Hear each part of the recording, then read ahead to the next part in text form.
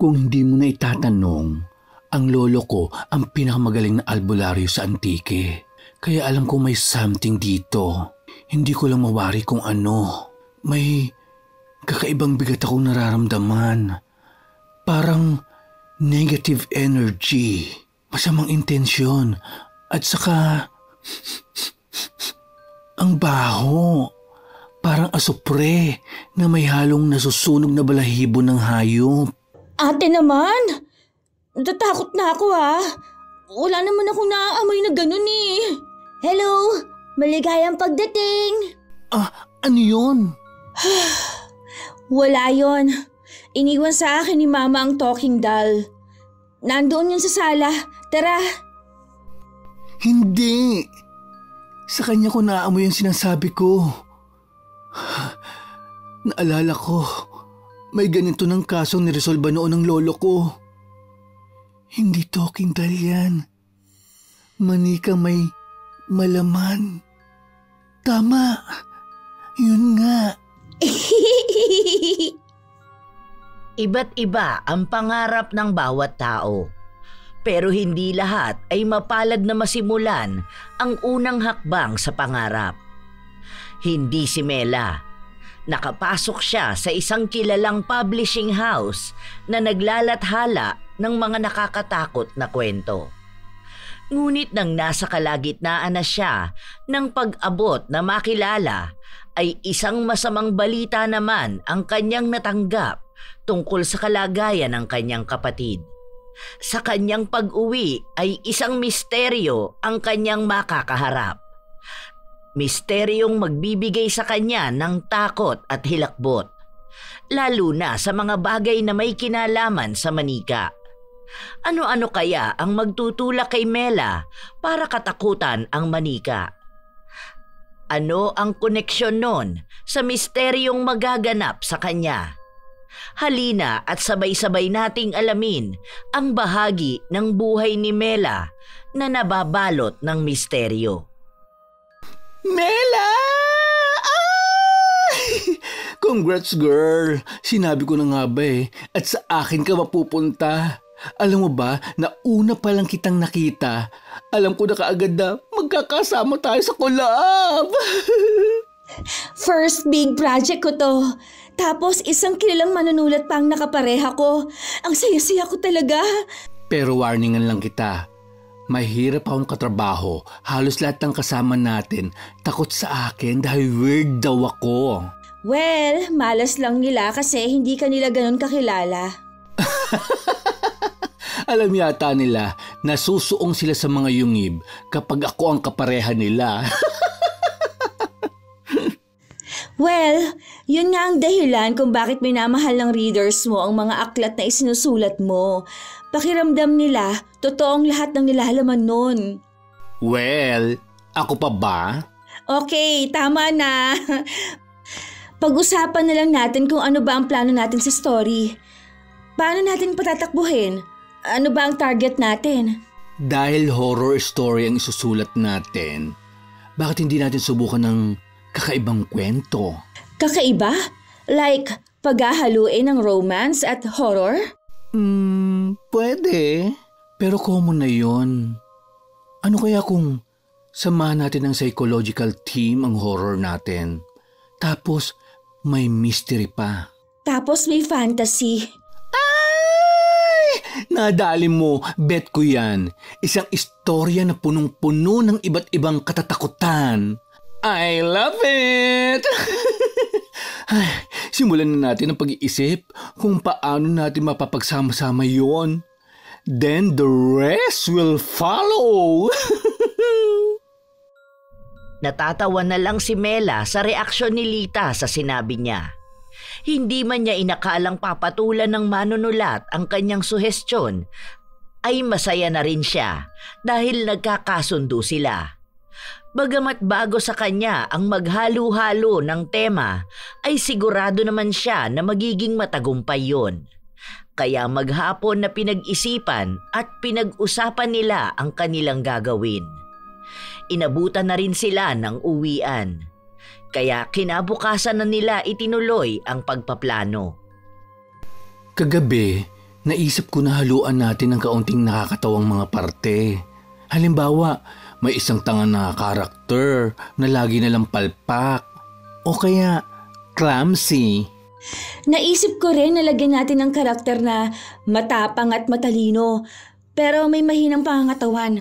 Tapos may isang bida-bida na laging nagmamagaling, pero palpak naman palagi. Tapos, ang setting sa kalagitnaan ng kagubatan, kung saan gagawa ng research ang mga karakter natin. Tapos may isang bahay silang makikita ron na naging dahilan ng mga kakaibang misteryosong magaganap.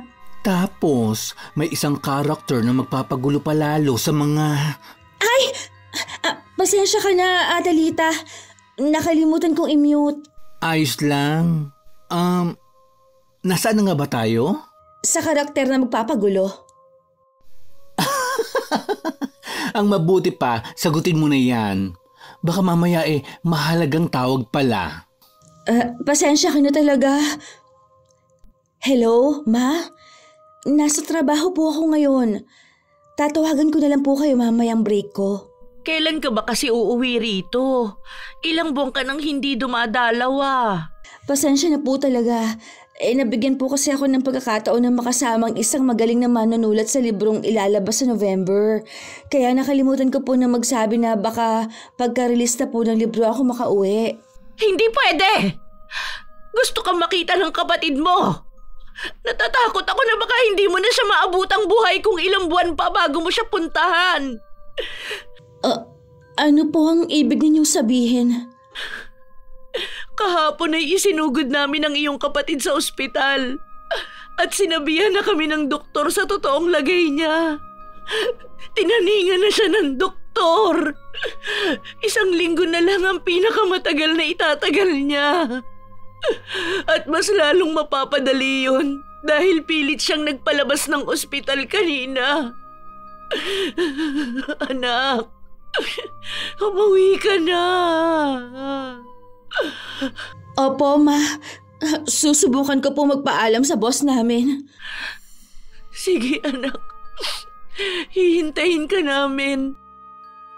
Hindi man batid ni Lita kung bakit ito umiiyak, matapos makausap ang tumawag, ay nilapitan niya ito at niyakap ng mahigpit. Sinusubukan niyang alamin ang dahilan ng pagluha nito. At hindi naman siya nabigo dahil sinabi ni Mela kung ano ang ibinalita ng kanyang ina. Nahabag naman siya kaya nangako siya sa dalaga na tutulungan ito na makakuha kaagad ng emergency leave. Ay, girl! Huwag ka na mag-isip masyado dahil may dala akong magandang regalo sa'yo. Pasensya ka na po, Adelita. Unang proyekto ko to, tapos ganito pa ako. Ano ka ba? Lahat naman tayo dumadaan sa ganyan. Magkakaiba man, pero mabigat pa rin. By the way, ito na nga pala ang regalo ko. Adelita, paano? Ako pa ba? Ako yata ang kauna-unahang published author ng publication house natin. Saka, nangako ako sa'yo, di ba? Salamat po, Adelita. Ang swerte ko talaga na ikaw ang ipinareha sa akin ni boss. Naku naman, wala yun. Basta mangako ka lang sa akin na mag-iingat ka.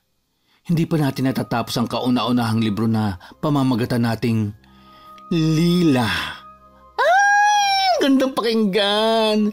Pinagsamang pangalan natin.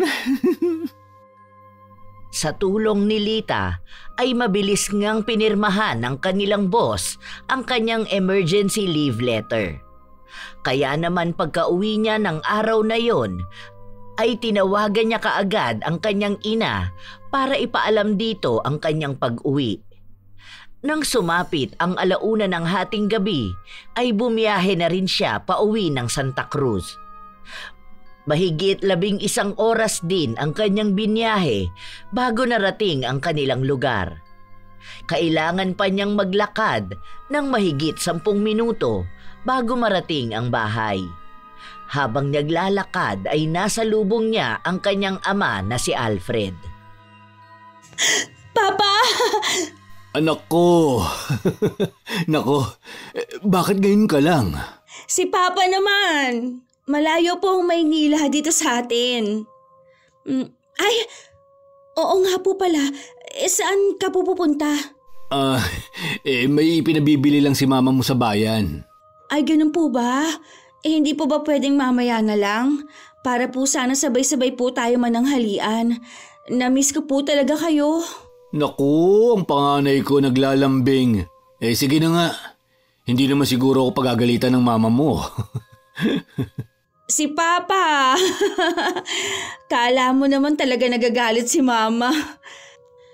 Pa, alam mo naman po na wala sa bokabularyo ni Mama ang magalit.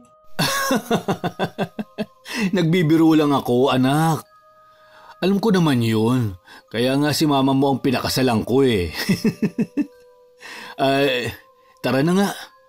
Paniguradong hinihintay ka na ng mama mo. Masayang naglakad ang mag-ama papunta sa lumang villa kung saan sila nakatira. Ilang sandali pa ay nasa harap na sila ng isang malaking lumang bahay. Minana pa ni Alfred ang villa na yon sa kanyang mga yumaong magulang.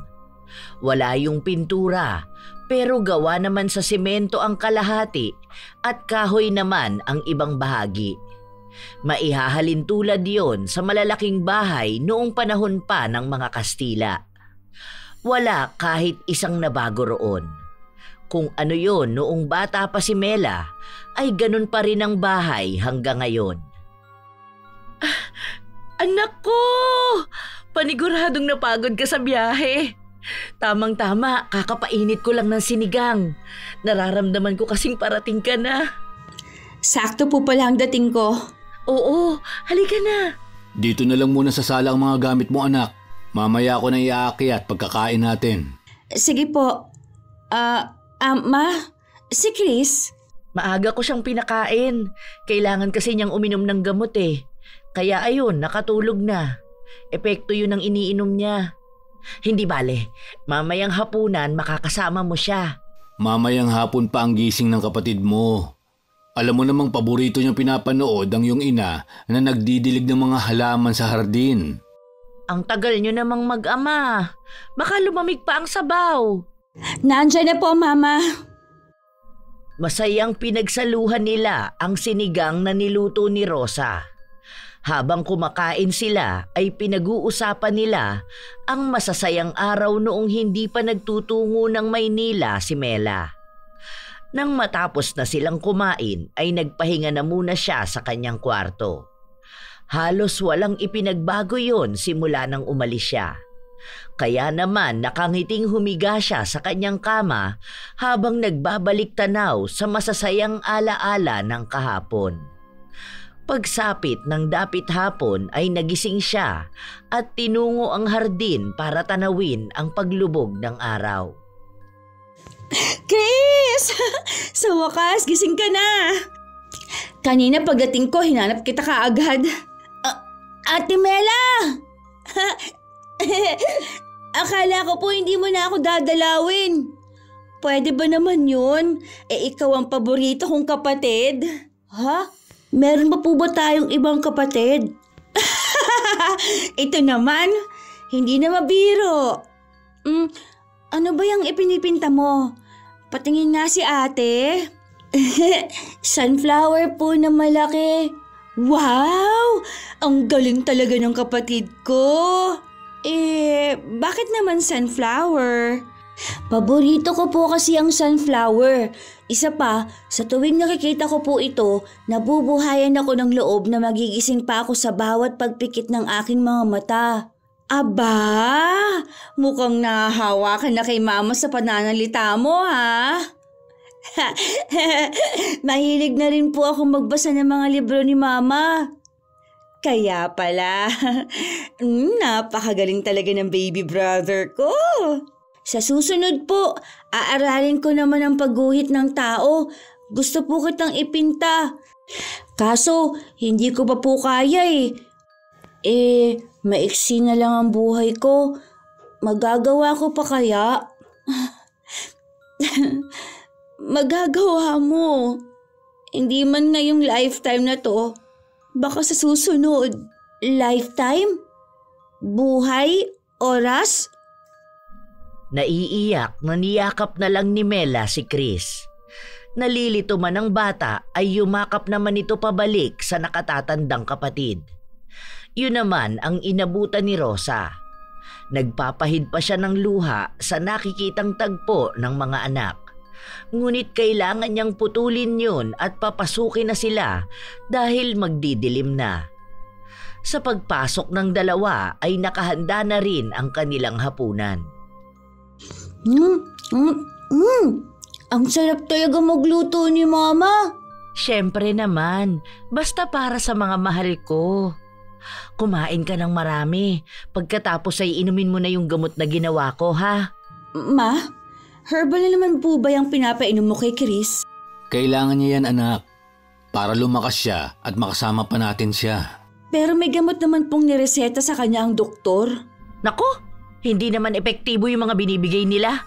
Tingnan mo nga anong nangyari sa kapatid mo sa kakapainom nila ng kung ano-ano. Ma, cancer ang sakit ni Chris at hindi simpleng ubo at sipon. Ate, mas okay na rin po ito kaysa sa napakaraming gamot na pinapainom noon sa akin nila Mama at Papa. Pero... Kumain ka na lang ng kumain. Sige na, anak. Hindi na lang kumontra si Mela. Kaya nang matapos siyang kumain ay bumalik na lang siya sa kanyang silid at tinawagan si Lita para makakuha ng update. Gusto na rin sana niya na mailapat ang mga scene na naisip niya. Naku, nakalimutan kitang tawagan. Naglagalag kasi ako para makakuha ko ng inspirasyon. By the way, ano sa tingin mo kung i-connecta natin sa kulto ang story? Pwede naman po.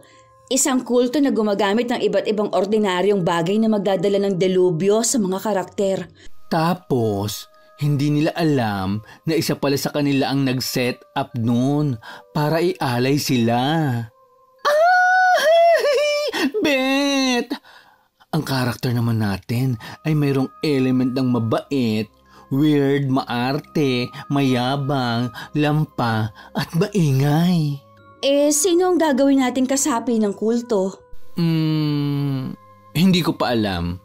Pero sa ngayon, makakapagsimula na tayo. Sige po, ako na lang ang gagawa ng chapter 1. Sige, send ko sa iyo ang nagawa kong preference para hindi tayo magkalituhan. Kung may babaguhin ka, update mo lang ako. Maghahanap na muna ako ng katatakutan bago ako pumunta dyan sa iyo. Pupunta ka dito? Oo. Mas masarap mag-collab kung magkasama tayo.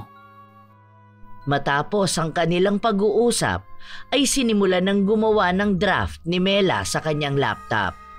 Sinabayan na rin niya ng pakikinig sa lumang radyo na bawat kwarto sa bahay ay mayroon. Naghanap lang siya ng magandang pakinggan na istasyon. Nang makahanap na, ay ipinagpatuloy niya ang naudlot na gagawin. Ilang sandali pa ay nakarinig siya ng 3 katok na sigurado siyang ang kanyang ina. Anak, dinalhan kita ng mainit na tsokolate. Alam kong na-miss mo ito. Salamat, Ma. Ubusin mo ito para mahimbing ang tulog mo mamaya. Ma, sa tagal ko sa Maynila, wala nang gumagawa sa akin ito. Kaya nakakatulog po ako kahit wala akong iniinom. Ewan ko ba kasi sa'yo? Mas pinili mo pang mapalayo sa amin. Ma naman! Nagbibiro lang ako. Alam ko namang pangarap mo ang makilala sa larangan ng pagsusulat at naniniwala akong matutupad mo yun. Ang swerte ko po talaga sa inyo. Oh, sige na. Baka naabalan na kita. Basta, ubusin mo ang dinala kong tsokolate. Yes, Mama. Nang makalabas na ang ina ni Mela, ay bumalik na siya sa kanyang ginagawa. Ilang oras din bago niya naalala ang dinalang tsokolate ng kanyang ina. Napangiwi pa siya nang mapagtantong nakalimutan niyang inumin yon nung mainit pa. Ngunit magkaganon pa man ay ininom niya pa rin yon ng diretso. Matapos inumin yon ay doon lang niya naramdaman ang antok. Kaya naman humiga na siya sa kanyang kama. Sa paglapat ng kanyang katawan sa higaan ay kaagad siyang nakatulog. Sa 1 linggong pananatili niya roon ay laging ganon ang routine nila sa bahay. Good morning, Ma! Good morning, anak. Ipinagtabi kita ng almusal. Kumain ka na muna. Babalikan ko lang ang kapatid mo sa hardin para mainom na niya ito. Sige po, kakain lang ako at lalabasin ko po si Chris. Sige anak, bantayan mo na lang siya para matapos ko ang paglilinis ng bahay. Sige po, Ma. Hugasan mo na lang ang pagkakainan mo. Opo, Ma. Ako na po ang bahala. Matapos sabihin yun ay doon lang lumabas si Rosa. Nang maiwan si Mela ay kumain na siya. Nang matapos ay hinugasan na niya ang mga hugasin. Nagpupunas na siya ng kanyang mga kamay nang makarinig siya ng mahinang tunog ng pagkabasag. Kaya naman, nagmamadaling tinungo niya ang kanyang ina at kapatid. Doon ay inabutan niyang dinadampot ng kanyang ina ang mga piraso ng nabasag na baso. Ma, ako na po yan. Hindi na anak, ako nang bahala. Bantayan mo na lang ang kapatid mo. Maglilinis na rin ako ng kwarto niya para maipasok mo na siya mamaya. Sige po, Ma. Nasugatan ka ba?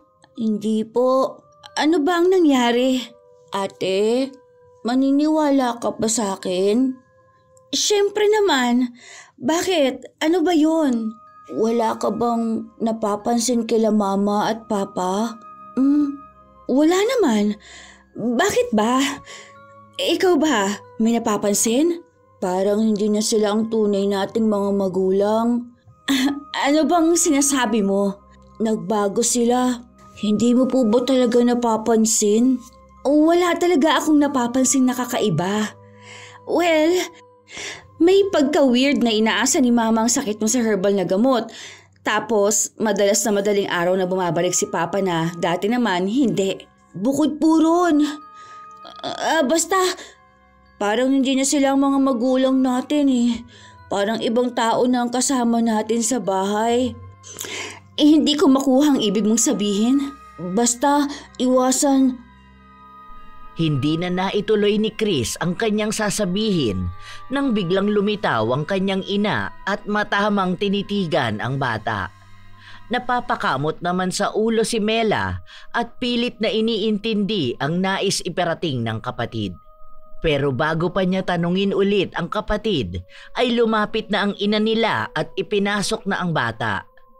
Ipinagkibit balikat na lang yon ng dalaga.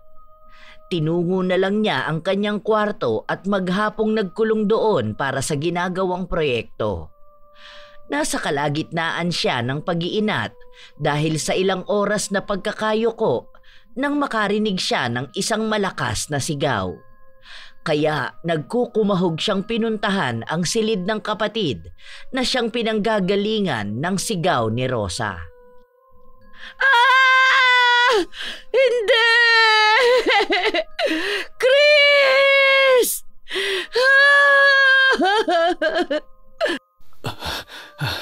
Rosa, anong nangyari? Ang anak natin! Wala na ang anak natin! Ano? Paanong nangyari yun? Ginawa naman natin ang sinabi ni Pinuno ah. Ma? Pa? Ano nangyari kay Chris?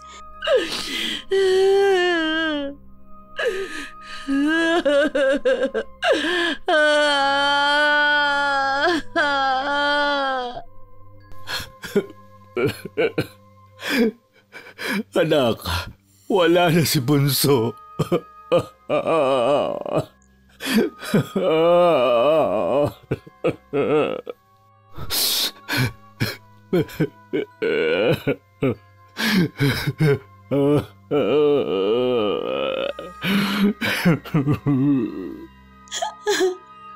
Pagod na po siguro siya pa. Nagpahinga na ang kapatid ko. Hindi! Hindi maaari! Hindi ako papayag!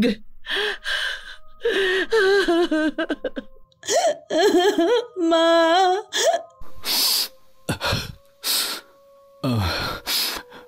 Ako nang bahala sa mama mo at kapatid mo. Aasikasuhin ko na ang lahat. Maghanda ka na lang para sa pagbabalik namin mamaya.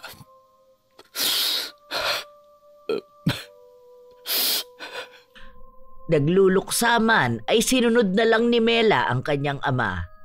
Kahit pa nga batid niyang mas kailangan niyang manatili sa tabi ng mga ito. Kaya naman nagtungo siya sa kanyang kwarto at kinuha ang cellphone. Nagpadala siya ng mensahe kay Lita dahil sa mga oras na yon ay kailangan niya ng karamay para mapalakas ang kanyang loob. Gusto niyang ipakita sa kanyang mga magulang na maaari nila siyang sandalan. Mela, bukas ililibing na rin ang kapatid mo. Ha? Pero, Pa, ngayon pa lang po paglalamayan ng kapatid ko. Anak, wala naman na tayong kamag-anak dito. Wala na rin naman tayong hihintayin. Kung patatagalin pa natin ang burol niya, mas mahihirapan lang si mama mo. Ang bunso ko. Bakit mo iniwan si mama? Hindi mo na ba ako mahal? Asawa ko, tumahang ka na. Mas malulungkot si Chris kapag makita kanyang umiiyak. Nandito pa naman po ako, May. Hindi mo ko iiwan? Siyempre naman po. Matulog ka na muna, anak. Kami na ng mama mo ang bahala dito. Pero bukas na po ba talaga siya ililibing? Ayoko nang pahirapan pa ang loob ng mama mo. Pare-parehas nating mahal si Chris. Pero si mama mo ang pinaka-naaapektuhan. Sige po. Sandali. Ipagtitimpla kita ng tsokolating paborito mo. Huwag na po, Ma. Hindi! Ipagtitimpla kita! Inumin mo muna ang ititimpla ko bago ka matulog. Sinenyasan ni Alfred si Mela. Kaya naman tumango na lang ang dalaga at hinintay ang tsokolate. Ilang sandali pa ay bumalik na si Rosa, dala ang isang tasa ng mainit na tsokolate. Ininom naman niya yun. Matapos maubos ay muling nakadama ng antok ang dalaga. Kaya nang makabalik siya sa kanyang silid, ay pabagsak na humiga na lang siya sa kanyang kama at kaagad na nakatulog. Kinabukasan ay mag-isang naglibing si Mela sa kanyang kapatid, sapagkat umalis ng maaga ang kanyang ama, habang ang kanyang ina naman ay ayaw sumama. Ma, Pa, nandito na po ako. Tamang-tama ang dating mo, anak. Halina rito at magmerienda na muna tayo. Oo nga, anak. Paniguradong napagod ka at nagutom. Bakit parang masaya pa po kayo? Kakalibing lang kay Chris. Hindi man lang nga po kayo sumama na mahiatid siya sa huling hantungan eh. Ano bang sinasabi mo? Walang dahilan para sumama kami sa libing na yon. Dahil nandito ang kapatid mo. Pagod lang yan, anak. Saluhan mo na kami. Kanina ka pa nga hinihintay ng kapatid mo eh. Tingnan mo. Nagulantang si Mela nang biglang iharap ng kanyang ina ang isang malaking manika na kahawig ng kanyang kapatid. Pero mas nagulat siya nang bigla na lang itong ngumiti sa kanya.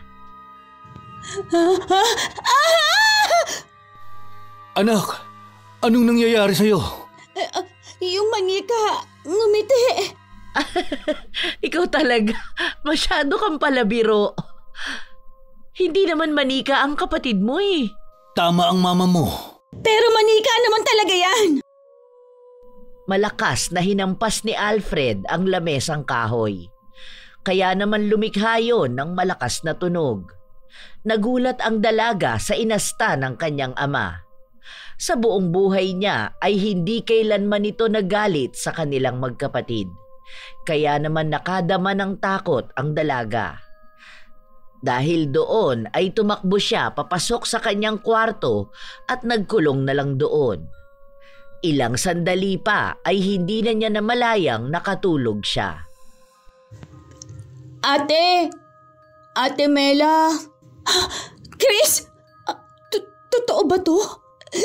Ate, tulungan mo ako. Anong tulong? Ayoko na dito. Natatakot ako. Ate, pakiusap. Nananaginip ba ako? Kung panaginip ito, sana bigyan pa ako ng kaunting panahon na makasama ka. Pwede ba kitang yakapin?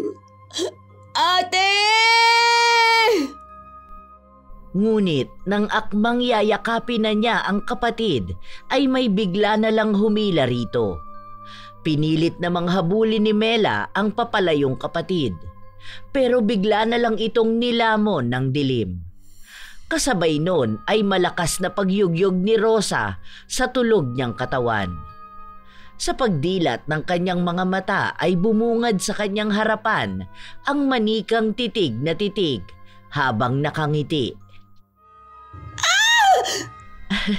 Naku anak, pasensya ka na kung nagulat kita ha. Sinamahan ko lang ang kapatid mo eh. Gusto ka raw niyang batiin ng magandang umaga. Ma, please! Huwag naman pong ganito. Pasensya ka na talaga kung naistorbo namin ang kapatid mo ang iyong tulog. Pare-pareho po tayo nagluluksa sa pagkawala ni Chris. Kaya sana po tigilan niyo na ang kabaliwang ito. Patahimikin na po natin siya. Pagod na siya noong nabubuhay siya. Ano bang sinasabi mo? Bulag ka ba? Hindi mo ba nakikita ang kapatid mo na buhay at masaya? Ganyan ka ba talaga kawalang pakialam sa amin? Siguro hinihiling mo na mamatay na ang kapatid mo. Napakasama mo! Ha? Ano po bang sinasabi mo, Ma? Pero hindi sumagot si Rosa. Dinampot lang nito ang manika at inilagay sa wheelchair. Pagkatapos ay pabalibag na isinara ang pinto ng kwarto ni Mela. Napahilamos na lang sa kanyang mukha ang dalaga. Hindi na niya maintindihan ang mga ikinikilos ng kanyang ina. At ayaw din tanggapin ng kanyang puso at isipan na maaaring nawawala na nga ito sa sarili dahil sa pagkamatay ng kanyang nakababatang kapatid. Dahil sa nangyari ng umagang yon ay hindi na lumabas ng kanyang kwarto ang dalaga kahit sumapit na ang hapon. Napansin naman yon ng kanyang ama. Anak, papasok na ako ha? Pa, nag-abala ka pa po. Maghapon ka na kasing hindi lumalabas ng kwarto mo. Hindi ka ba nakakaramdam ng gutom? Parang hindi niyo naman po ako kilala. Pag naharap ko na ang trabaho, nakakalimutan ko na ang kumain. Anak, alam ko na nagkasagutan kayo kanina ng mama mo. Pa, ipatingin na kaya natin si mama sa doktor? Wala namang sakit ang mama mo ha. Bakit kailangan niya ng doktor? Pa, alam niyo naman po na hindi tamang itrato niya ang manika na si Chris. At ipilit sa atin na buhay pa ang kapatid ko. Anak, sana naman intindihin mo na lang ang mama mo sa ngayon. Hindi pa niya matanggap na wala na ang kapatid mo. Ito ang tandaan mo. Walang magulang ang gustong makitang inililibing ang anak. Kahit mali na? Hindi ba mas mahihirapan si mama kung hahayaan lang natin siya? Pabayaan na muna natin siya sa ngayon. Please, anak. Hindi na nakipagtalo pa si Mela. Bumalik na lang siya sa pagtitipa. Nang makalabas na ang kanyang ama, ay doon lang siya tumayo at humiga sa kanyang kama. Kinuha niya rin ang kanyang cellphone at tinawagan si Lita para kumustahin ito. Hello po, Ate Lita. Kamusta ka na po? Ito, maganda pa rin. Oh, kumusta nang sinusulat mo? Patapos mo na ba ang chapter 1? Malapit na po. Ate Lita, kailan ka po ba dadalaw dito? Baka 3 araw pa ako dito. Pero marami na akong na-note na magagamit natin sa story. Sige po pala ate, hintayin po kita para sabay na tayong bumalik ng Maynila. Matapos nilang mag-usap ay pinatay na rin ni Mela ang cellphone. Muli ay bumangon siya at bumalik sa kanyang ginagawa. Lumipas pa ang mga oras at hindi niya namalayang nakatulog na siya payukyok sa lamesa. Pero naalimpungatan siya nang makarinig siya ng malakas na kalabog. Ano yun? Ay, nakatulog na pala ako. Ay, ang sakit ng batok ko. Higa ko na nga. Ate! Huh? May tumawag ba sa akin? Nanaginip pa yata ako. Ate Mela! Ako to! Sino yan? Ate Mela, papasukin mo ako. Hindi mo na ba ako naaalala? Hindi mo na ba ako mahal? Chris? Sino ka? Hindi ikaw ang kapatid ko! Papasukin mo ako para malaman mong totoo ako, Ate Mela. Nanginginig na naghanap ng pangdepensa si Mela. Nang makita ang isang 2x2 sa gilid ng kanyang kabinet na gawa sa kahoy, ay kinuha niya yun. At dahan-dahang naglakad palapit sa pinto ng kwarto. Nang malapit na siya ay napahinto sa paghakbang ang dalaga. Dahil bigla na lang pumipihit ang doorknob. Kaya napalaki ang kanyang hakbang at sandaling pinigilan yon sa pag-ikot. Humugot muna siya ng malalim na hinga bago bigla ang binuksan ang pinto. Tumambad sa kanyang harapan ang manikang nakaupo sa wheelchair ng kanyang kapatid. Titig na titig ito sa kanya habang may malaking ngisi sa labi. Dahil doon ay nahintakutan siya at nagmamadaling tumakbo papunta sa silid ng kanyang mga magulang. Mama! Papa! Pa! Oh, anak, anong nangyari? Manika! Yung manika! Ha? Ano bang sinasabi mo? Hindi ko maintindihan. Dahan-dahan lang ang pagsasalita. Ano na naman bang arte yan? Rosa, hindi mo ba nakikitang natatakot na ang anak mo? Hayaan mo siya magsalita. Yung manika, buhay siya. Nagsasalita at tinatawag ang pangalan ko. Di naniwala ka na. Sabi ko naman sa'yo, buhay pa ang kapatid mo. Ma, hindi si Chris yun. Demonyo! Masamang espiritu ang nasa loob ng manika. Anak naman, hindi naman totoo ang mga yun. Ang mabuti pa, samahan na kita sa kwarto mo. Asawa ko, kunin mo na si Chris. Baka naaabala niya ang trabaho ng panganay natin. Ang sabihin mo, hindi niya lang talaga mahal ang kapatid niya. Matapos bitawan ni Rosa ang mga salitang yon, ay naglakad na ito palabas ng silid nilang mag-asawa. Pinuntahan niya ang harapan ng kwarto ni Mela at itinulak ang wheelchair ni Chris papunta naman sa silid ng yumao niyang anak. Habang si Mela naman, sinamahan ng kanyang ama hanggang sa makatulog ito. Bakit ganito ang pakiramdam ko? Para akong hinahatak na puntahan na si Mela. May nangyari kaya na hindi niya sinasabi? Tawagan ko na nga lang siya. Mas maganda siguro kung tatanungin ko na lang siya. Hello? Atalita? Papunta ka na po ba dito? Wow ha? Yan talaga ang bungad mo? Hindi ba pwedeng good afternoon muna? Good afternoon? Punta ka na rito. Hay nako. Dapat ay magtatanong lang ako sa'yo kaya ako tumawag eh. Magbubuk na ako bukas ng flight papunta dyan. Talaga? Yes! Maiba ako. Kumusta na ang sinusulat mo? Nablablanko ka ba? Napapadalas nga po eh. Bakit hindi mo sinasabi sa akin para nakakatulong ako?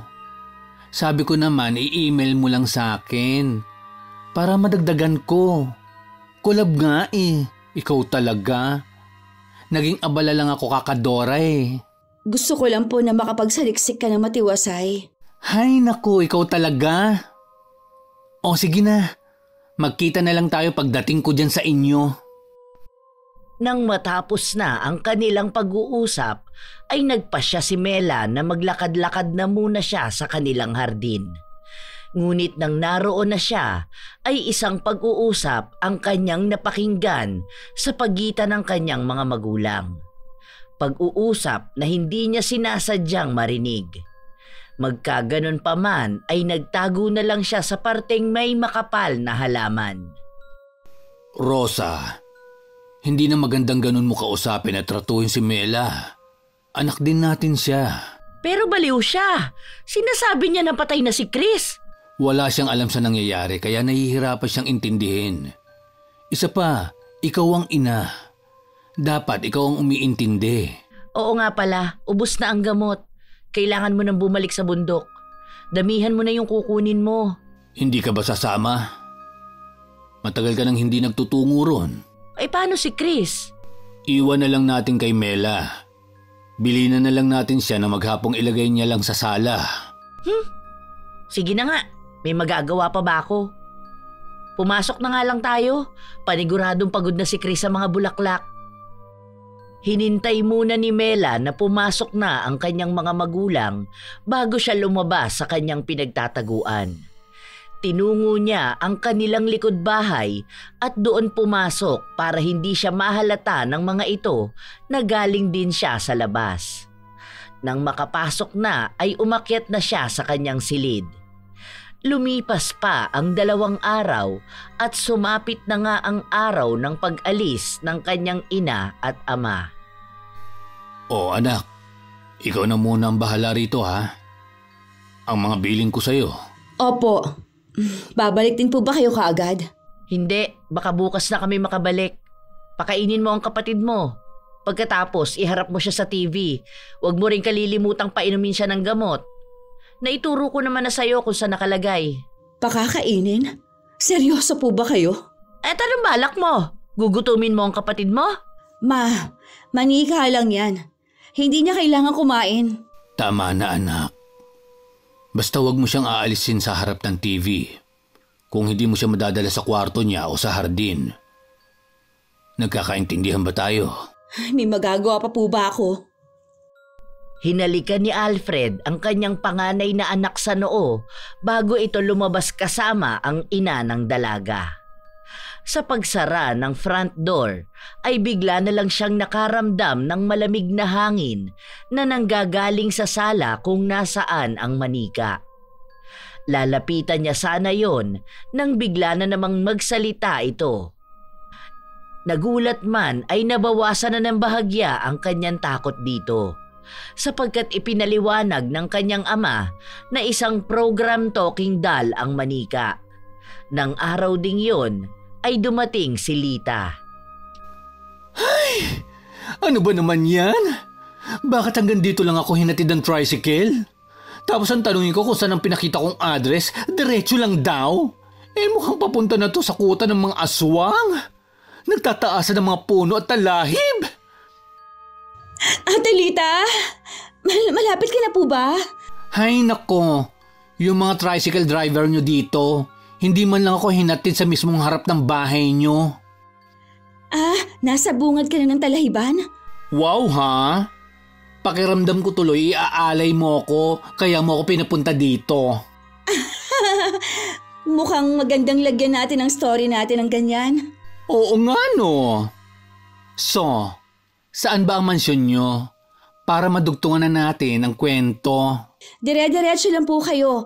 Paglagpas sa talahiban, bakuran na po namin. Sigurado ka? Parang napakahaba nito eh. Ate Lita, magtiwala ka lang po. Sige na nga. See you later. Matapos maibaba ang tawag, ay kaagad na gumawa ng merienda si Mela. Lumipas pa ang mga minuto at nakarinig na siya ng 3 malalakas na katok. Masaya at nasasabik niyang pinagbuksan ng pinto ang bisita. Ate Lita, welcome to my mansion. Ay nako, nakakalokang pagpunta dito sa inyo. Nahagardos ang beauty ko. Alam kong pagod ka, kaya naman pinaghanda kita ng merienda. Halika, pasok ka. Mela, may kakaiba dito sa bahay niyo. Ha? Anong sinasabi mo, Ate Lita? Anong kakaiba dito sa bahay? Parang wala naman ah. Ate, baka pagod lang yan at gutom. Kung hindi mo na itatanong, ang lolo ko ang pinakamagaling na albularyo sa Antique. Kaya alam kong may something dito. Hindi ko lang mawari kung ano. May kakaibang bigat akong nararamdaman. Parang negative energy. Masamang intensyon. At saka, ang baho. Parang asopre na may halong nasusunog na balahibo ng hayop. Ate naman, natatakot na ako ha. Wala naman akong naaamoy na ganun eh. Hello, maligayang pagdating. Ano yun? Wala yon. Iniwan sa akin ni Mama ang talking doll. Nandoon yun sa sala. Tara. Hindi. Sa kanya ko naaamoy ang sinasabi ko. Naalala ko, may ganito ng kasong niresolba noon ng lolo ko. Hindi talking doll yan. Manikang may laman. Tama. Yun nga. Kasunod ng matinis na paghagik-gik ng manika ay nagpatay sindi ang ilaw sa sala. Nahintakutan naman si Mela. Habang mahigpit na hinawakan ni Lita ang suot niyang kwintas na regalo ng kanyang lolo at ang isang kamay ng dalagang kaibigan. Kasunod nun ay ang biglang pagbukas ng pinto sa kanilang likuran. Oh, anong nangyayari dito? Sino ka? Papa! Ay, nagulat naman po ako sa inyo. Ito nga po pala si Ate Lita. Kasama ko po siya sa trabaho. Nasaan po si Mama? Hello po. Ako po si Lita, kaibigan at katrabaho ni Mela. Sige. Kukunin ko na muna si Chris. Pa? Nasaan si Mama? Nagpaiwan muna siya sa bundok para manalangin at magsisi sa kanyang mga nagawang kasalanan. Ha? Kailan pa nagsimulang naging madasalin si Mama? Huwag ka nang masyadong madada. Pagod ako at magpapahinga na kami ni Chris. Pa! Melay, may kakaiba sa papa mo. Anong ibig mo sabihin? Hindi kaagad sumagot si Lita. Bagkus ay hinalungkat niya ang kanyang bag at may kinuhang kwintas doon na may palawit na isang bilog na may mata. Malayo ang itsura nun sa evil eye pendant sapagkat ang palawit ay gawa lang sa tuyong dayami. Nang maisuot na ni Lita ang kwintas, ay inaya siyang lumabas nito para pag-usapan ang kanyang naramdaman at nalalaman. Ano po bang pag-uusapan natin? Bakit kailangan dito pa natin sa labas pag-usapan? Sa palagay ko, kontrolado ng iba ang kaisipan ng iyong ama. May itim na aura akong nakikita sa kanya. Mela, gumagamit ba ng itim na mahika ang iyong ama? Itim na mahika? Totoo ba yun? Paano mo nasabi? Bukod dun sa manika, may kakaiba akong nakikitang koneksyon ni Tito sa mahika. Paano ko ba ipapaliwanag? Tama. Wala ka bang napapansin na pagbabago sa kanya? Sa kilos, pananalita, Sandali! Naalala ko ang kapatid ko noon. May sinabi siya sa akin. Yung yumaong mong kapatid? Anong sinabi niya? Parang may nabanggit siya na hindi na sila mama at papa ang kasama namin sa bahay. Nang araw na yon, namatay din kinagabihan ng kapatid ko. Sa palagay mo kaya may kinalaman ng magulang ko? Kaya ba Chris ang tawag nila sa manika dahil hindi... Hindi ko pa masabi. Sa palagay ko, nakakulong ang kapatid mo ngayon. Somewhere dito. Bukod pa roon, may iba ka pa bang napansin? Biglang ayaw ng painumin ni na mama at papa ng gamot si Chris. Kasi mas epektibo daw ang herbal. Anong klaseng herbal? Sigurado ka bang herbal yon? Dahil sa tanong ni Lita kay Mela ay napaisip siya. Napapatanong siya sa kanyang sarili. Iniisip niya kung bakit hindi siya nakinig sa kanyang nakababatang kapatid. Pero mas nangingibabaw ngayon sa kanya ang takot na baka gawin din sa kanya ng kanyang mga magulang ang nangyari kay Chris. Ngunit nabuhayan siya ng loob nang sinabi ng kaibigan na may plano ito para tuluyang mapalaya ang kanyang kapatid na sa palagay nila ay nakakulong sa manika kasama ang espiritu na ginagamit ng kanyang mga magulang. Kinabukasan, isinagawa nila yon. Oh, kayo na muna ang bahala dito ha. Susunduin ko lang si Rosa. Mela anak, iniwan ko ang kapatid mo sa kwarto niya. Kunin mo na lang siya mamaya at ilabas mo sa hardin. Sige po. Sige na. Aalis na muna ako. It's showtime. Saan tayo magsisimula? Nasaan ba ang manika? Tumangulang si Mela bago sumilip sa bintana. Sinigurado muna nitong nakaalis na si Alfred.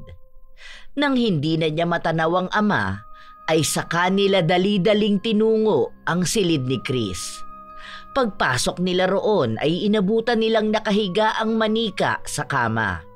Pero hindi yon pinansin ni Mela. Bagkus ay nagsimula siyang maghanap ng kakaibang bagay sa kwarto. Habang si Lita naman ay napako ang mga mata sa kamang kinahihigaan ng manika. Ate Lita, ano ba talagang hinahanap natin? Parang wala namang kakaiba dito sa silid ni Chris eh. Mela, halika dito. Bakit? May nakita ka na? Parang may nararamdaman akong kilabot dito sa bandang kama. Ha? Sigurado ka? Sandali. Titingnan ko ang ilalim ng kama. Sa pagluhod at yuko ni Mela para makita ang ilalim ng lumang kama, ay nakita niya ang isang baul na may katamtamang laki.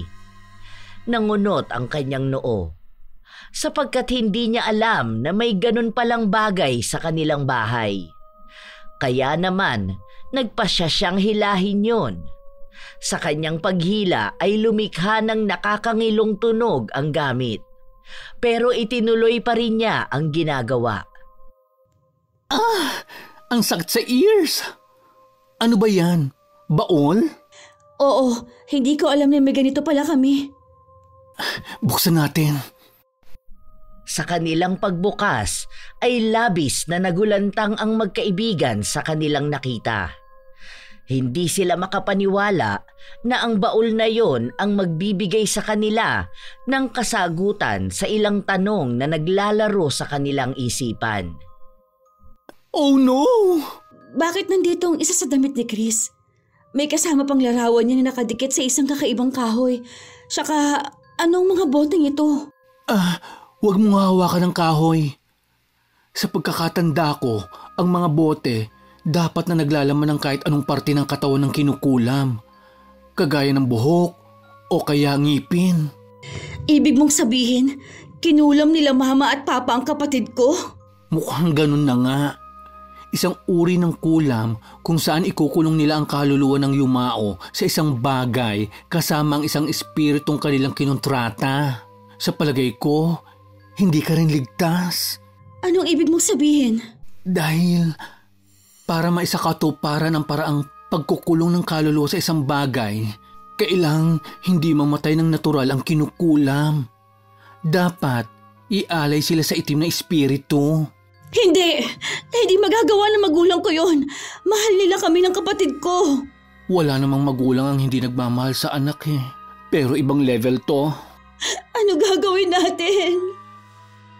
Nasa ganoong pag-uusap sila nang makarinig sila ng malakas na kalabog.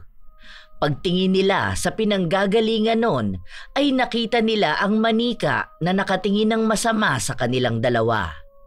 Parehas mang natatakot ay naging mas matapang si Lita at inilagay sa kanyang likuran ang nanginginig na si Mela. Pero pareha silang napaatras nang bigla na lang tumayo ang manika at dahan-dahang naglakad palapit sa kanila. Huwag kang lalapit. Hanggang diyan ka lang. Bakit parang takot na takot kayo sa akin? Bata lang naman ako. Huwag ka na magpanggap. Ate Mela, hindi mo na po ba ako naaalala? Mahal mo ko, di ba? Sabihin mo, mahal mo ako! Tumahimik ka! Hindi ikaw ang kapatid ko! Ako! Ako si Chris! Kasunod ng sigaw na yon ng manika ay humangin ng napakalakas sa loob ng silid. Halos lahat ng mga gamit sa kwarto ay naglutangan at mabilis na tinutumpok ang kinalalagyan ng magkaibigan. Mabilis namang umilag ang dalawa at naghanap ng pananggalang. Yun naman ang inabutan ng mga magulang ni Mela na nagkasalubong na pala sa daan kaya nakabalik ka agad. Chris! Anak ko! Huwag ka nang magalit! Nandito na si Mama! Ma! Hindi si Chris yan! Tumigil ka na! Nauubos na ang pasensya ko sa'yo! Ako! Ako pa talaga! Sino ba sa atin ang gumagawa ng masama? Di ba kayo ni Mama? Kayo ang masama at hindi ako! Mela... Hindi, Atalita. Huwag mo akong pigilan. Mas mabuting alam nila na alam ko na ang ginawa nila. Paano nyo nagawang patayin ang kapatid ko? Paano mo nalaman? Pa! Sagutin mo ang tanong ko! Hindi mo naiintindihan. Paano ko maiintindihan?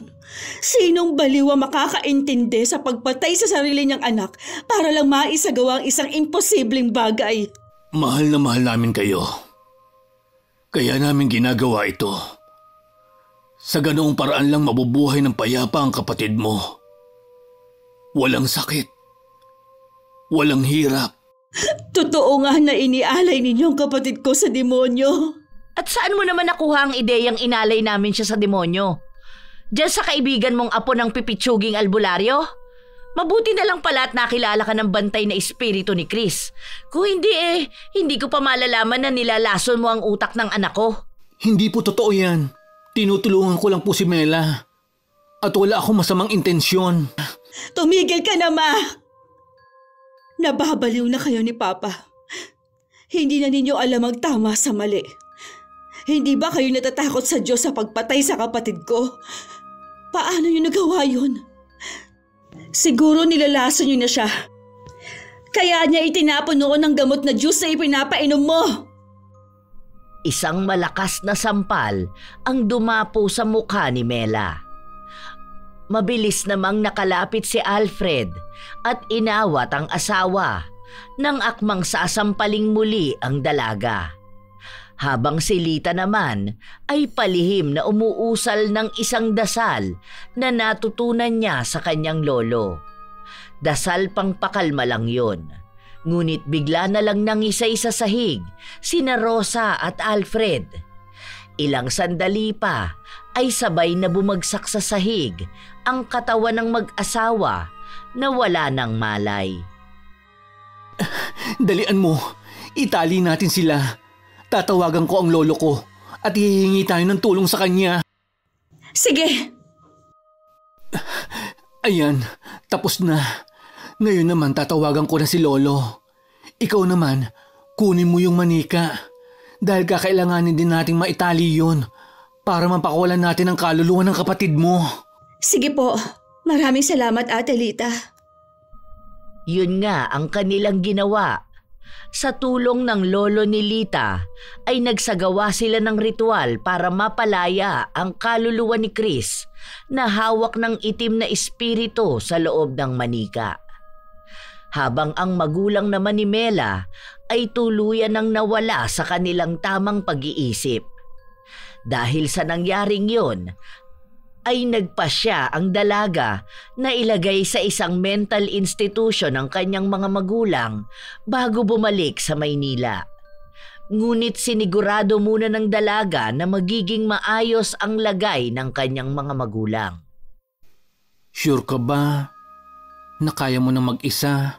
Oo naman, Ate Lita. Masyado ka nang maraming naitulong sa akin.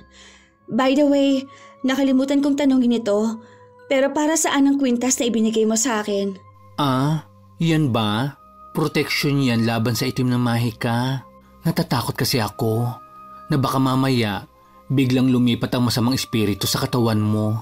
Ah, mabuti na lang pala at hindi ko tinatanggal. Sige, pasok na muna ako. Hintayin mo na lang ako dito sa labas. Tumangulang si Lita bilang sagot kay Mela. Naging hudyat naman yon para lumakad na ang dalaga papasok sa ospital na pinaglagakan niya sa kanyang mga magulang. Ma, Pa, magpagaling po kayo ha. Baka isang beses sa isang buwan ko na lang po kayo madalaw. Kailangan ko pong magsumikap. Huwag po kayo mag-alala dahil hindi ko po kayo pababayaan dito. Ah! Demonyo! Demonyo ka! Oo, tama. Ikaw ang bumubulong sa akin para ialay ko si Chris. Sabi mo bubuhayin mo siya. Sabi mo makakasama na namin siya ulit. Sinungaling ka! Ma, masaya niya si Chris kung nasaan man siya. Basta magpagaling na lang po kayo dito. Sino ka? Kilala ka ba namin? Anong ginagawa mo dito sa bahay? Ah, kaibigan ka ba ni Mela? Hindi na nagsalita pa si Mela. Umiyak lang siya ng umiyak dahil sa awa sa kanyang mga magulang. Hindi man nais ilagay at iwan doon sina Alfred at Rosa, ay alam niyang yon ang mas makabubuti. Nagpasya siyang titigan na lang ang kanyang mga magulang na sabay nang nagsasalita. Ilang sandali pa, dumating na ang nurse at ipinasok na sa kanika nilang silid ang mga pasyente. Tumayo si Mela at naglakad palabas ng mental hospital na mabigat ang puso. Magkaganon pa man ay wala na siyang pagpipilian dahil hindi pa rin humihinto ang pagluha ng dalaga ay napayakap na lang siya sa kaibigang naghihintay sa kanya. Naka-out na sa market ang sinulat natin. Grabe! I can't believe it! Imagine, unang araw pa lang, halos ma-sold out na sa bookstore! Talaga? Ay, ilang buwan din nating nilamayan ng The Camp and mukhang worth it siya. Of course! Dalawang magagaling na writer ang may gawa, no? Ah, by the way, kamusta na sila tita at tito? Ayun, unti-unti nang umaayos. Nakikilala na rin nila ako. Pero sabi ng doktor, dadaan pa daw sila sa mga test bago sila makalabas ulit. Dahil dyan, mag-celebrate tayo! Sa paglipas pa ng mga buwan, ay mas lalong nakilala ang pangalan ni Mela sa larangan ng pagsusulat. Nakalabas na rin sa mental hospital ang kanyang mga magulang. Sa ngayon ay masaya at payapa nang nakabalik ang mga ito sa kanilang lumang villa. Habang si Lita naman ay laging kinukulit si Mela na sumama sa kanya sa mga adventure niya. Sa buhay natin, hindi maaaring ipilit kung ano lang ang ating nais. Kahit ano pa ang malalim nating dahilan, ay hindi natin pwedeng paglaruan ang buhay o kaluluwa ng iba, kahit pa maganda o masama ang intensyon. Dahil kahit pagbalik-balik na rin man natin, masama pa rin yon at kasalanan sa Diyos.